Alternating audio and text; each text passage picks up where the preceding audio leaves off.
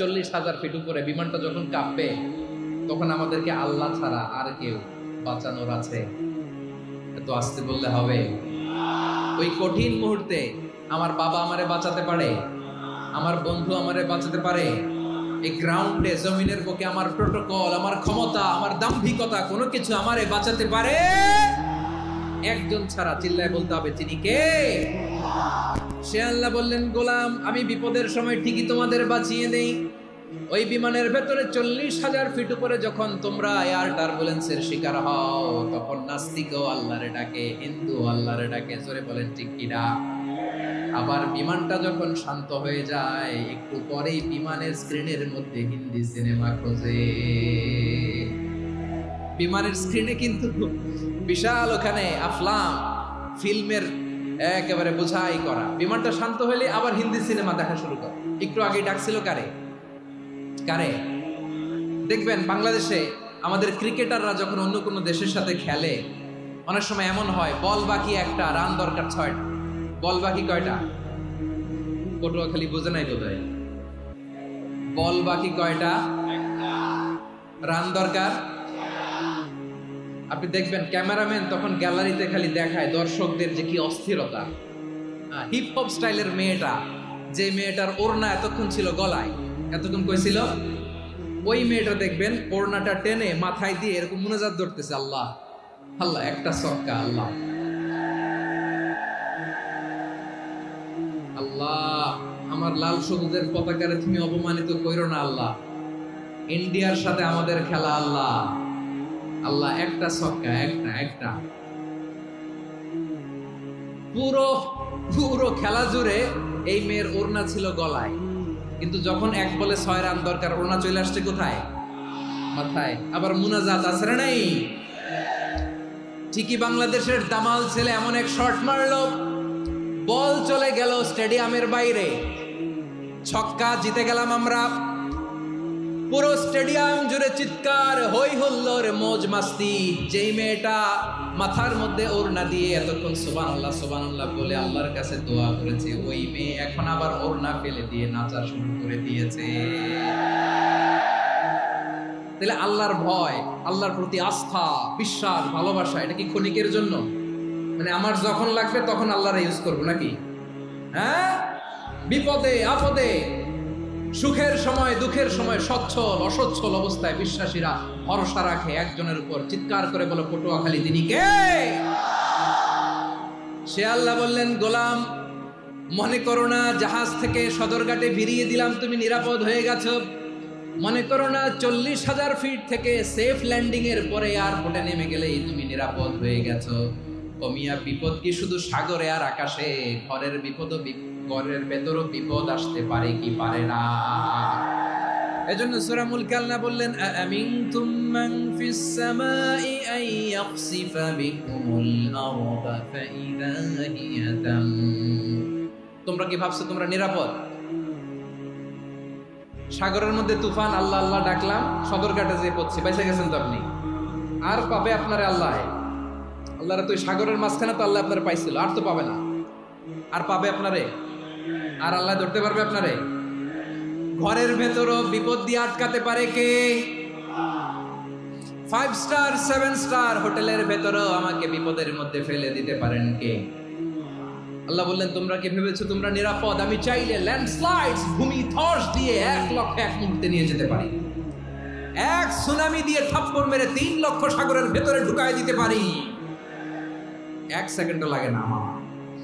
أم أمنتم من في السماء أن يرسل عليكم حاصبا فستعلمون كيف نذير। আল্লাহ চাইলে আকাশ থেকে পাথর বৃষ্টি নাজিল করতে পারেন কি পারেন না? এই মুহূর্তে এখানে ভূমিকম্প দিতে পারেন কি পারেন না? আচ্ছা, ভূমিকম্প যখন হয় আমাদের কারো হুঁশ থাকে? আপনি মনে করছেন আমরা সাধারণ মানুষ, আমরা দৌড় দেই, আর প্রেসিডেন্ট প্রধানমন্ত্রী ওনারা বুঝি খাটে শুয়ে থাকে? কথা বোঝে নাই বোধহয়। ভূমিকম্প, আর্থকোয়েক যদি হয়, বাঁচার জন্য আমরা কি করি? হয় খাটের তলায়, ডাইনিং টেবিলের নিচে, উপরে শক্ত কিছু আছে এটার নিচে, অথবা ঘর থুইয়া দেও, দৌড়। তো প্রধানমন্ত্রী উনি কি করে? প্রেসিডেন্ট উনি কি করে? হ্যাঁ, উনি খাটের মধ্যে যে শুয়ে থাকে নাকি? উনিও দৌড়, সাধারণ মানুষও দৌড়, প্রধানমন্ত্রীও দৌড়, বাড়িওয়ালাও দৌড়, ভাড়াটিয়াও দৌড়, সবাই দৌড়। নাকি ভাড়াটিয়ারা বাড়ি থুইয়া দৌড়, বাড়িওয়ালারা আর বেরোয় না, এরকম না? তাহলে যে কোনো মুহূর্তে ভূমিকম্প দিয়ে নাস্তানাবুদ করতে পারে কে? আমার প্রিয় ভাইয়েরা, আমরা নিরাপদ নই, আমরা তার দয়ায় বেঁচে আছি। কার দয়ায়? এজন্য আল্লাহ বললেন, গোলাম, যে কোনো মুহূর্তে বিপদ দিয়ে তোমাদেরকে নাস্তানাবুদ করতে পারি। বিশ্বাসী বলে যদি নিজেকে দাবি করো, সব সময় ডাকতে হবে একজন সত্তাকে। বলেন তিনি কে? এই কথা ক্লিয়ার? এই সবগুলো উদাহরণ শেষে সবার কাছে ক্লিয়ার হয়েছে না যে বিপদ থেকে, আপদ থেকে, পরীক্ষা থেকে, ক্যালামিটি থেকে আমাদেরকে কেউ বাঁচাতে পারে না একজন সত্তা ছাড়া। আবারও বলেন তো তিনি কে? ক্লিয়ার? হ্যাঁ, সবাই বুঝতে পারছেন? আচ্ছা, এবার আমরা দেখি বিষ্ণু ঈসা ইসলামের জীবনে বিপদ আপদ ছিল কিনা। উনি বিপদ আসলে কিভাবে ডিল করতেন, বিপদ আসলে কোন দোয়া পড়তে হয়, কিভাবে ফরিয়াদের হাত উত্তোলন করতে হয়, কিভাবে রবের দরবারে নতজানু হয়ে ফরিয়াদ করতে হয়, এটা জানার দরকার আছে না নাই? আসুন আমরা বিষ্ণুনবীর জীবনী থেকে দেখি বিপদ আসলে উনি কি করতেন। বিপদ আসলেই প্রথমে বিষ্ণুনবী সাল্লাল্লাহু আলাইহি ওয়াসাল্লাম একটা দোয়া পড়তেন। কি পড়তেন? তিনি পড়তেন, ইন্না লিল্লাহি ওয়া ইন্না ইলাইহি রাজিউন। নিশ্চয় আমরা আল্লাহর জন্য, নিশ্চয় আমরা কার দিকে ফিরবো ভাই? আবার কার দিকে ফিরবো? আওয়াজ করে বলুন তো, আমরা এসেছি কার কাছ থেকে, আবারও ফিরে যাব কার কাছে? এজন্য বিষ্ণুই পড়ছেন, ইন্না লিল্লাহি ওয়া ইন্না ইলাইহি রাজিউন। নিশ্চয় আল্লাহর জন্য, ওই আল্লাহর দিকেই আমরা ফিরে যাব। তারপরে বিষ্ণুই পড়তেন, আল্লাহুম্মা আজুরনি ফি মুসিবাতি ওয়াখলুফ লি খায়রাম মিনহা। একসাথে প্রথমে পড়তেন ইন্না লিল্লাহি ওয়া ইন্না ইলাইহি রাজিউন, তারপর পড়তেন আল্লাহুম্মা আজুরনি ফি মুসিবাতি ওয়াখলুফ লি খায়রাম মিনহা। মানে আল্লাহ, এই যে আমি বিপদে ধৈর্য ধারণ করলাম, এটার সব তুমি আমারে দাও, আর যেটা হারালাম এর চেয়ে ভালো কিছু দিয়ে মেকআপ করে দিও, ভালো কিছু দিয়ে বদল করে দিও। সুবহানাল্লাহ পড়েন। তাহলে বিপদ আসলে আমরা কি পড়ব? কথা বলেন। এই যে আমি শুয়েছিলাম, নাশিদ গাচ্ছিল ওরা, এদেশে পরস্পরে দেখা হলে দেয় সালাম, এদেশে আমজনতার হৃদয় জুড়ে পাকালাম, এদেশে বিপদ এলে সর্বজনে সর্বক্ষণে দোয়া পড়ে ইন্না লিল্লাহি। কি পড়ে? সুবহানাল্লাহ সুবহানাল্লাহ সুবহানাল্লাহ সুবহানাল্লাহ। এদেশে আজান শুনে সূর্য ওঠে শহর গ্রামে, এদেশে আজান শুনে সূর্য ডুবে সন্ধ্যা নামে, এদেশে সকল কাজে সবাই বলে বিসমিল্লাহ, এদেশে ভালো কিছু দেখে শুনে হাসি মুখে সবাই বলে মাশাআল্লাহ। সুবহানাল্লাহ পড়েন। তাহলে বিপদ এলে আমরা কি পড়ি? কথা বুঝলে সবাই উত্তর দিতে হবে, বিপদ এলে কি পড়ি? তাহলে বিপদ এলেই আমরা এখন থেকে ইন্না লিল্লাহ করব, নাকি হাই হুতাশ করবেন? একদল আছে হাই হুতাশ করে, হায় আল্লাহ রে, মোর কি হইল রে, মই কি হরমু রে, মই কমবে জামু রে, আছে না নাই? এরকম বিলাপ করতে নিষেধ করেছেন বিশ্বনবী। কি করব, কই যাব, কি হবে, হায় হায়, এরকম হাহুতাশ আছে না নাই? বিশ্বাসীরা হাহুতাশ করে না, তারা ইন্না লিল্লাহ পড়ে। কি পড়ে? মনে থাকবে? আমরা পড়বো ইন্না লিল্লাহি ওয়া ইন্না ইলাইহি রাজিউন। নিশ্চয়ই আমরা আল্লাহর জন্য, আমরা আল্লাহর দিকেই ফিরে যাব। এরপর পড়বো আল্লাহুম্মা আজুরনি ফি মুসিবাতি ওয়াখলুফ লি খায়রাম মিনহা। আল্লাহ, আমি যে বিপদে ধৈর্য ধারণ করলাম এটার সওয়াব দিও, আর যা হারালাম তার চেয়ে ভালো কিছু দিয়ে বদল করে দিও। সুবহানাল্লাহ পড়েন। বিশ্বনবীর হাদিস শুনলেন উম্মে সালামা রাদিয়াল্লাহু তাআলা আনহা। ওনার স্বামী হলো আবু সালামা। মজার ঘটনা খেয়াল করে শুনেন আমার প্রিয় কলিজার টুকরা ভাইয়েরা। কানগুলো খরগোশের কানের মতো খাড়া করে আমার দিকে তাকান। সাইয়্যিদাতুনা উম্মে সালামা রাদিয়াল্লাহু তাআলা আনহা, ওনার স্বামীর নাম আবু সালামা। শ্রেষ্ঠ দম্পতি, শ্রেষ্ঠ ফ্যামিলি। প্রথমে হিজরত করেছিলেন হাবাসায়, পরে হিজরত করেছেন মদিনায়। উহুদ যুদ্ধের পরে ওনার স্বামী আবু সালামা ইন্তেকাল করলো, শহীদ হলো। সুবহানাল্লাহ পড়েন। যখন আবু সালামা ইন্তেকাল করলো, উম্মে সালামা রাদিয়াল্লাহু তাআলা আনহা কেঁদে কেঁদে হয়রান। আর নবীর শিখানো বাণী অনুযায়ী তিনি বারবার পড়ছিলেন ইন্না লিল্লাহ। কি পড়ছিলেন? মুই কই যামু, কি হরমু, এগুলো বলে নেই। কি বলছে? ইন্না লিল্লাহ। যেহেতু বিশ্বনবী বলেছেন কেউ যদি বিপদের প্রথম ধাক্কায় পড়ে ইন্না লিল্লাহি ওয়া ইন্না ইলাইহি রাজিউন, আল্লাহুম্মা আজুরনি ফি মুসিবাতি ওয়া আখলুফ লি খায়রাম মিনহা, তাহলে এই বিপদে যে সে যা হারালো তার চেয়ে শ্রেষ্ঠ কিছু দিয়ে আল্লাহ তার বদল দিয়ে দিবে।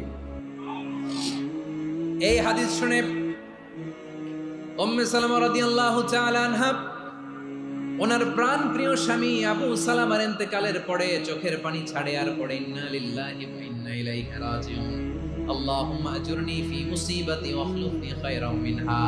বারবার এই দোয়া পড়ে চোখের পানি ছাড়ে, এই দোয়া পড়ে চোখের পানি ছাড়ে, আর মনে মনে বলে আবু সালামার মতো ভালো মানুষ মদিনাতে নাই, আবু সালামার চেয়েও ভালো মানুষ মদিনাতে নাই, তার চেয়ে ভালো মানুষ কি করে আল্লাহ তাআলা আমারে দিবে, তার চেয়ে ভালো মানুষ তো আমি মদিনাতে দেখি না। চোখের পানি দিয়ে বুক ভাসায় আর নবীর হাদিসের উপর আমল করে পড়ে ইন্না লিল্লাহি ওয়া ইন্না ইলাইহি রাজিউন, ইন্না লিল্লাহি ওয়া ইন্না ইলাইহি রাজিউন। পড়তে পড়তে চোখের পানি ছাড়ে আর চিন্তা করে বিশ্বনবী বললেন এই দোয়া পড়লে যেটা হারালাম তার চেয়ে ভালো কিছু দিয়ে আল্লাহ পুরস্কার দেয়। আবু সালামার চেয়ে ভালো মানুষ মদিনার মধ্যে আর কে হতে পারে? কি আজীব তামাশা, কি অবাক করা ঘটনা। কিছুদিন পরে দেখা গেল সাইয়্যিদুল মুরসালিন রাহমাতাল লিল আলামিন স্বয়ং বিশ্ব নবী উম্মে সালামাকে বিয়ের প্রস্তাব পাঠিয়েছে। স্বয়ং বিশ্ব নবী উম্মে সালামা রাদিয়াল্লাহু তাআলা থেকে বিয়ের প্রস্তাব পাঠিয়েছেন। উনি রাজি হয়ে গেলেন, বিয়ে হয়ে গেল, উনি হয়ে গেলেন উম্মুল মুমিনিন, আমাদের মা, পুরো মুসলিম উম্মার মা। চিৎকার করে বলেন আল্লাহু আকবার। তাহলে আমার প্রাণ প্রিয় ভাইরা, বিপদে পড়লে আমরা পড়বো ইন্না লিল্লাহি ওয়া ইন্না ইলাইহি রাজিউন, আল্লাহুম্মা আজুরনি ফি মুসিবাতি ওয়া আখলুফ লি খায়রাম মিনহা। পড়বেন? পড়বেন না? যারা যারা বিপদ আসলে এই দোয়াটা পড়বেন এখন থেকে আওয়াজ করে ইনশাআল্লাহ বলেন। যা হারাইছেন তার চেয়ে শ্রেষ্ঠ জিনিস দিয়ে বদলা দিবে কে? বিশ্বাস হয়? একটু সন্দেহ লাগে মনে হয়, একটু সন্দেহ আছে? যাদের বিশ্বাস হবে তাদের কি আল্লাহ উত্তম বদলা দিবে, ঠিক কিনা বলেন? তাহলে বিপদে পড়লেই প্রথমে আমরা এটা পড়ব। দোয়াগুলো যদি এখন মুখস্থ না হয়, এই যে রেকর্ডিং হচ্ছে পেয়ে যাবেন, কালকেই পেয়ে যাবেন, শুনে শুনে মুখস্থ করবেন। আমার মায়েরা, আমার বোনেরা, আপনাদের জন্য 3টি মাঠের অ্যারেঞ্জমেন্ট করা হয়েছে, আমি জানি। আপনারাও এই দোয়াগুলো পড়বেন, আপনার স্বামীকে শেখাবেন, সন্তানকে শেখাবেন, আপনার পুরো পরিবারটাকে জান্নাতের টুকরো বানিয়ে দিবে কে? তাহলে বিপদ আসলে প্রথমে কি পড়তে হবে এটা জেনে গেলাম। এরপরে বিপদ আসলে নিজেকে কি করে আল্লাহর কাছে সঁপে দিতে হয় এটাও জানার দরকার আছে না নাই? বিপদে প্রথমে ইন্না লিল্লাহ পড়লাম, ধৈর্য ধারণ করলাম, বিপদ থেকে উদ্ধারের সর্বোচ্চ চেষ্টা করলাম। আমার কাজ যখন শেষ তখন আমি আমার এই বিষয়টা আল্লাহর কাছে সঁপে দিব। কার কাছে সুপর্দ করব? কার কাছে? বিপদে বললে কেমন করে নিজেকে আল্লাহর কাছে সঁপে দিতে হয় আসুন সাইয়েদনা ইব্রাহিম আলাইহিস সালামের জীবনী থেকে জানি। আল্লাহর খলিল ইব্রাহিম আলাইহিস সালাম আমাদের মতো সমাজ ব্যবস্থা পায় নাই। আমরা জন্মের পরে আমাদের কানের ভেতরে আজান দিয়েছে কে? একামত দিয়েছে কে? আমাদের বাপদাদারা আমাদের কানে আজান দিয়েছে কি? দেয় নাই। আমাদের জন্মের পরেই তো আজান, একামত, বাড়ির পাশে মসজিদ, প্রতিদিন আজান, জুমার খুতবা, প্রতি মাসে মাসে তাফসীরুল কোরআন মাহফিল, মসজিদ, মিনারা, অভাব নাই, ঠিক কিনা বলেন? আপনি যেই সুন্দর ইসলামিক এনভায়রনমেন্ট পেয়েছেন, আমাদের ইব্রাহিম খলিল উনি কি এরকম পেয়েছিলেন? হ্যাঁ, উনি জন্মের পর পরে ওনার কানে আজান দিয়েছে কেউ? আমার প্রিয় ভাইরা, আগা গোড়া একটা শিরকি পরিবেশ উনি জন্মগ্রহণ করেছেন। উনি ছাড়া ওই তল্লাটে একজনও আল্লাহর উপর বিশ্বাসী নয়। কল্পনা করতে পারেন? গোটা তল্লাটে, গোটা দেশে বিশ্বাসী মুমিন, আল্লাহর উপর বিশ্বাস স্থাপনকারী কয়জন? সবাই বলেন কয়জন? বাকি সব মুশরিক। বাকি সব মুশরিক নিজের সাথে নিজে শক্ত বোঝাপড়া করে, অ্যানালজি করে, সেলফ কনভারসেশন করে উনি মহা সত্যের সন্ধান পেয়েছে। উনি আকাশের তারা দেখে ভাবে মনে হয় এটাই আমার খোদা, পরে দেখে তারা নাই, মনে মনে বলে না তাইলে এটা না। আবার চাঁদ দেখে বলে চাঁদটা বড় মায়া লাগে, মনে হয় এটাই আমার রব, পরে দেখে চাঁদও নাই, কয় না এটা না। এরপরে দ্বীপ প্রহরের জলজলে সূর্যটা খাঁ খাঁ করে গোটা পৃথিবীটারে রৌদ্র দিয়ে তাতিয়ে রাখে। তিনি ভাবলেন মনে হয় এটাই আমার রব, কারণ এটাই তো সবচেয়ে বড়। কিন্তু বিকেল বেলা ওই সূর্যটাও যখন চলে যায়, সাইয়েদনা ইব্রাহিম বলে না এটাও তো নাই, আমার খোদা যদি আমারে ছেড়ে চলে যায়, বিপদে পড়লে আমারে উদ্ধার করবে কে? এভাবে নিজের সাথে অ্যানালজি, সেলফ কনভারসেশন করতে করতে করতে তিনি মহা সত্যের সন্ধান পেয়েছেন। সুবহানাল্লাহ পড়েন। সব শেষে তিনি ডিসিশন নিয়ে ঘোষণা দিলেন, ইন্নী ওয়াজ্জাহতু ওয়াজহিয়া লিল্লাযী ফাতারাস সামাওয়াতি ওয়াল আরদা হানিফান ওয়া মা আনা মিনাল মুশরিকিন। নিশ্চয় আমি এমন সত্তার দিকে মনোনিবেশ করলাম, মুখাপেক্ষী হলাম, যিনি আকাশ বানিয়েছেন, জমিন বানিয়েছেন, আমি মুশরিক নই। সুবহানাল্লাহ। পারতেন, আপনি পারতেন? কেউ নাই, লক্ষ লক্ষ মুশরিক, আপনি একা। ওনার মতো এরকম বিচক্ষণতা দিয়ে আল্লাহরে খুঁজে পাইতে পারতেন আপনি? কি নবী ছিল, আল্লাহকে খুঁজে পেয়েছে। যখন আল্লাহর ইবাদত শুরু করলো, এই কথা ছড়ায় পড়লো চারদিকে। নমরুদ সাইয়েদনা ইব্রাহিমকে ডেকে পাঠালেন। নমরুদ বলে, ইব্রাহিম তুমি নাকি মূর্তির পূজা না করে কোন নতুন রবের ইবাদত করো, কে তোমার রব? সাইয়েদনা ইব্রাহিম বললেন, রব্বি আল্লাযী ইউহয়ী ওয়া ইউমীত, আমি এমন রবের ইবাদত করি যিনি জীবন দেন, যিনি মৃত্যু দেন। নমরুদ বলে, তাই নাকি? তোমার রব জীবন দেয়, মৃত্যু দেয়, আর এটা তো আমি দেই, আমিও তো জীবন দেই, আমিও তো মৃত্যু দেই। সাইয়েদনা ইব্রাহিম বললেন, কেমন করে তুমি জীবন দাও, মৃত্যু দাও, একটু দেখাও তো। নমরুদ জেলখানা থেকে দুজন কয়েদিকে ডেকে আনলো। কয়েদি এনে অর্ডার করলো, একটাকে এখনই শিরোচ্ছেদ, হেড অফ, ডেথ পেনাল্টি, মৃত্যুদণ্ড দেয়া হলো, ফিনকি দিয়ে রক্ত বের। নমরুদ বলে, দেখো দুজনকে ধরে আনলাম, একজন কয়েদিকে দিলাম ডেথ পেনাল্টি, মৃত্যুদণ্ড, ওরে মৃত্যু দিলাম। আরেকজন যে দাঁড়িয়ে আছে, চাইলে ওরেও আমি মৃত্যুদণ্ড দিতে পারি, কিন্তু না, ওরে আমি দিব না, ওরে আমি বাঁচাইয়া দিলাম, ছেড়ে দিলাম, মানে জীবন দিলাম। দেখো ইব্রাহিম, তোমার চোখের সামনে একজনরে মৃত্যু দিলাম, আরেকজনরে জীবন দিলাম। আপাত দৃষ্টিতে তাই তো, একজনরে তো জীবন দিল, আরেকজনরে মৃত্যু দিল। সাইয়েদনা ইব্রাহিম এবার বিপাকে পড়ে গেলেন। কিন্তু এক একজন নবীকে আল্লাহ এমন উইজডম বিচক্ষণতা দিয়ে এই জমিনে পাঠিয়েছেন, মুহূর্তের মধ্যে আল্লাহর খলিল ইব্রাহিম বললেন, ফাইন্নাল্লাহা ইয়াতি বিশ-শামসি মিনাল মাশরিকি ফাতি বিহা মিনাল মাগরিব ফাবুহিতাল্লাযী কাফার। আল্লাহর খলিল ইব্রাহিম বললেন, নমরুদ বুঝলাম তুমি জীবন দাও, মৃত্যু দাও, দেখলাম, কিন্তু আমার রব, আমার আল্লাহ প্রতিদিন সকালবেলা উষা লগ্নে ওই পূর্ব দিগন্ত থেকে সূর্যটাকে উদিত করেন, সাঁঝের বেলা, বিকেল বেলা, গধূলি লগ্নে, সন্ধ্যা বেলা ওই দ্বিপ্রহরের জল জলে সূর্যটাকে পশ্চিম দিগন্তে ডুবিয়ে দেন।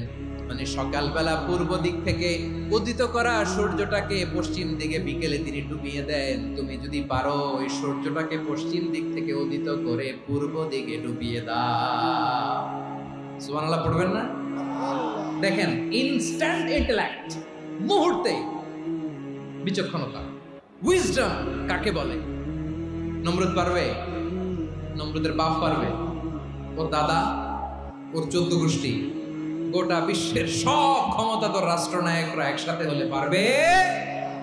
ফাবুহিতাল্লাযী কাফার পারে নাই, ব্যর্থ হয়েছে। এবার তেলে বেগুনে জ্বলে উঠেছে, রেগে মেগে আগুন বলে, ফালকুহু ফিল জাহিম। ওর সাথে তর্ক নাই, না পেরে এবার এটারে আগুনে ফেলা। বিশাল বিশাল গাছ কেটে লাকড়ি এনে আগুনের কুণ্ডলি বানানো হলো, দাও দাও দাও দাও করে আগুন জ্বলে। আল্লাহর খলিল ইব্রাহিমকে আগুনে নিক্ষেপ করা হবে। আল্লাহর খলিল সাইয়েদনা ইব্রাহিমের হাতের মধ্যে রশি দিয়ে টাইট করে বাঁধা হলো, পায়ের মধ্যেও টাইট করে রশি দিয়ে বাঁধা হলো। আল্লাহর খলিল ইব্রাহিমকে আগুনের কুণ্ডলির মধ্যে ফেলা হবে। অমিয়া, আপনি যে বিপদের কারণে ভয় পান, হতাশ হন, এটা কোনো বিপদ ওনার বিপদের সামনে? পটুয়াখালী আওয়াজ করে বলুন, সাইয়েদনা খলিল ইব্রাহিমের বিপদের সামনে আমাদের বিপদগুলো কোনো বিপদ?